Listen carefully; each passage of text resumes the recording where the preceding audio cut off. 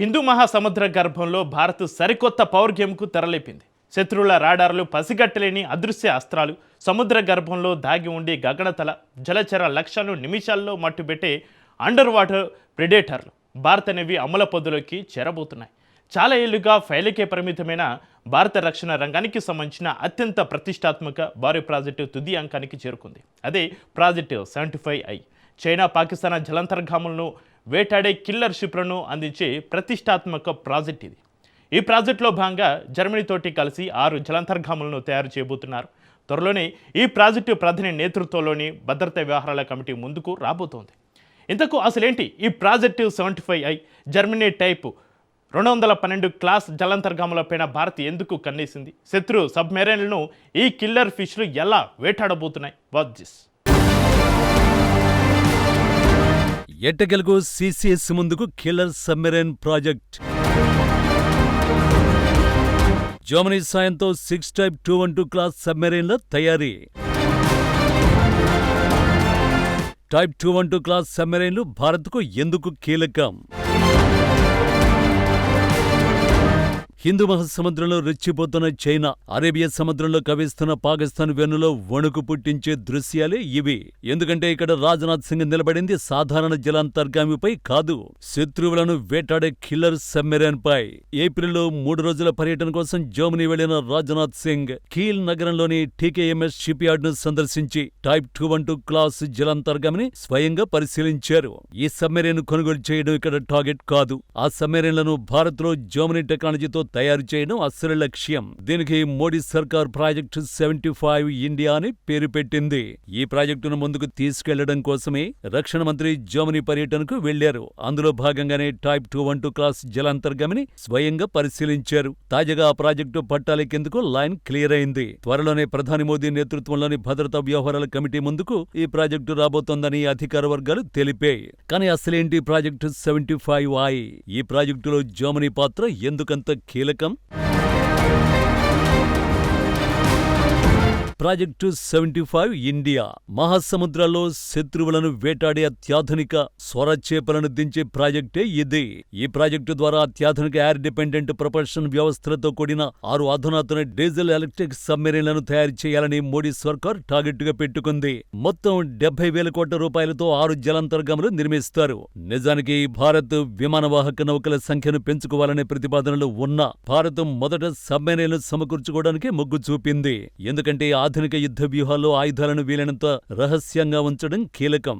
సముద్ర ఉపరితలంపై ఉండే వాటిని శత్రువులు శాటిలైట్లతో గుర్తించి క్షిపణులతో ధ్వంసం చేస్తారు. నేవీకి ఎయిర్ క్రాఫ్ట్ క్యారియర్ల కంటే సబ్మెరైన్లే అవసరం. పైగా విమానవాహక నౌకలు అత్యంత ఖరీదైనవి. వీటి వెంట సహాయక నౌకల బృందము కదలాల్సిందే. వీటిలో పదుల సంఖ్యలో యుద్ధ విమానాలు, రాడార్లు, క్షిపణులు ఉంటాయి. శత్రువులు వీటిపై దాడి చేస్తే వేల కోట్ల రూపాయల నష్టంతో పాటు దేశ నైతిక స్థైర్యం దెబ్బతింటుంది.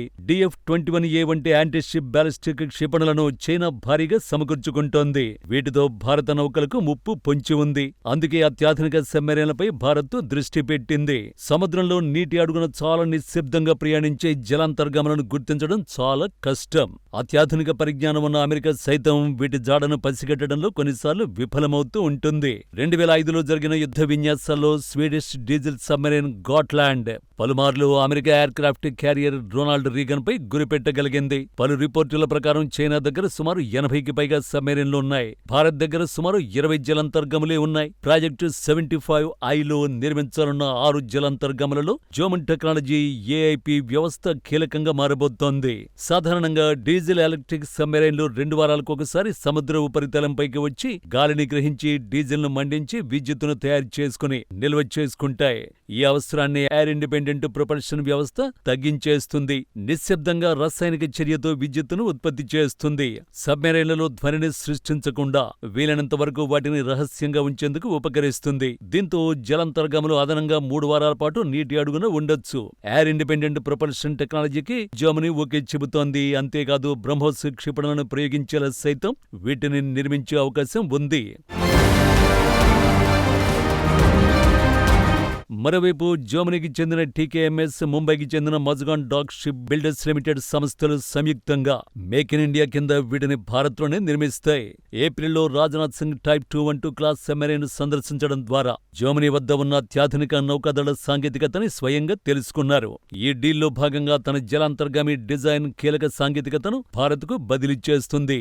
ఇది మన స్వదేశీ రక్షణ ఉత్పత్తికి పెద్ద ఊతమిస్తుందని విశ్లేషకులు చెబుతున్నారు.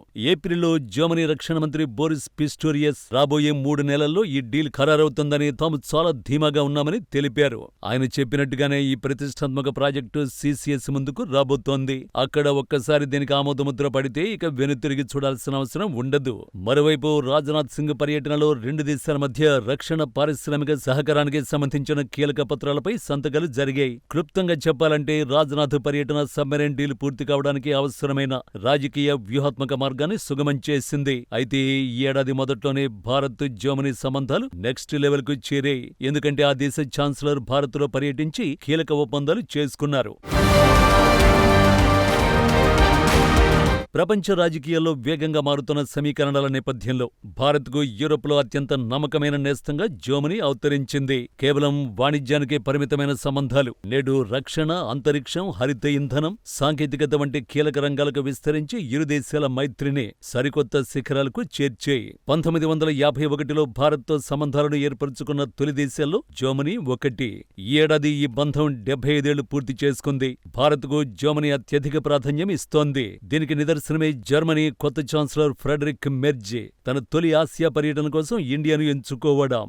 2 దేశాల మధ్య 2000లో కుదిరిన వ్యూహాత్మక భాగస్వామ్యం గత ఏడాది 25 ఏళ్లు పూర్తి చేసుకున్న వేళ ఆయన జనవరిలో ఢిల్లీకి వచ్చారు. ఈ పర్యటన ఇరు దేశాల మధ్య బంధాన్ని మరింత బలోపేతం చేసింది. ఆ తర్వాత రాజ్నాథ్ సింగ్ జర్మనీ పర్యటన రక్షణ పరంగా ఇరు దేశాల దోస్తిని మరో స్థాయికి చేర్చింది.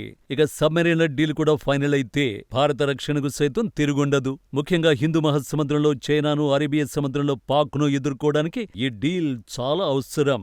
ఒక్కసారి జర్మన్ టెక్నాలజీ భారత్ చేతికి అందితే రక్షణ రంగంలో తిరుగులేని స్థాయికి చేరడం ఖాయం.